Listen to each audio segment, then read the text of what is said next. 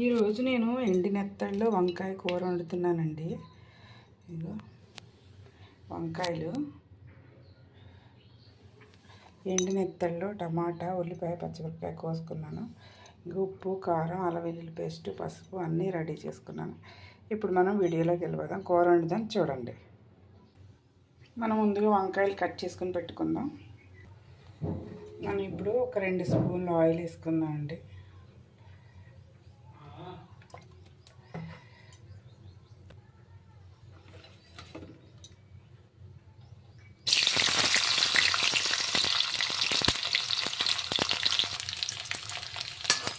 ఇవి కొంచెం golden colour వచ్చాక తీసి పక్కన పెట్టేసుకోవాలి.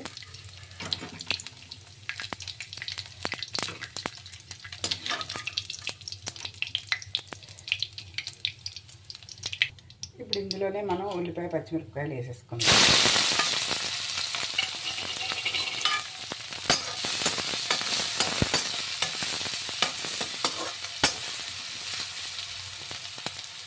ఉల్లిపాయలు ఈ రకంగా మగ్గిన తర్వాత కొంచెం కలర్ వచ్చిన తర్వాత మనం వంకాయలు వేసేసుకోవాలండి.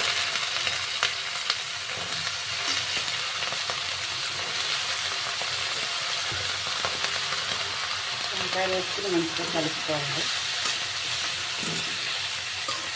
కూర ఎప్పుడు కూడా బాగా కలుపుతూ ఉంటేనే మంచి టేస్ట్ ఉంటుంది, బాగుంటుంది.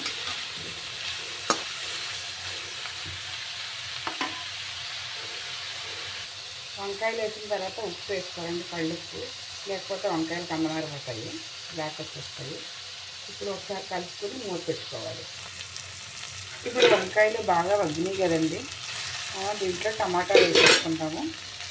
కొంచెం టమాటా వేసుకుని కలిపేసిన తర్వాత కొంచెంసేపు మూత పెట్టి అప్పుడు మనం ఉప్పు, కారం అవన్నీ వేసుకోవాలి.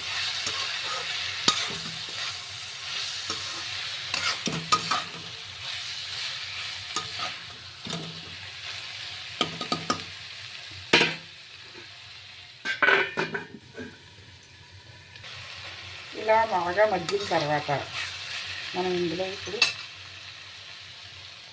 పసుపు, కారం, అల్లం వెల్లుల్లి పేస్ట్, ఉప్పు ఆల్రెడీ ముందే వేసేసుకున్నాం కదండి, ఇవన్నీ వేసేసుకుని ఒక్కసారి కలిపేసి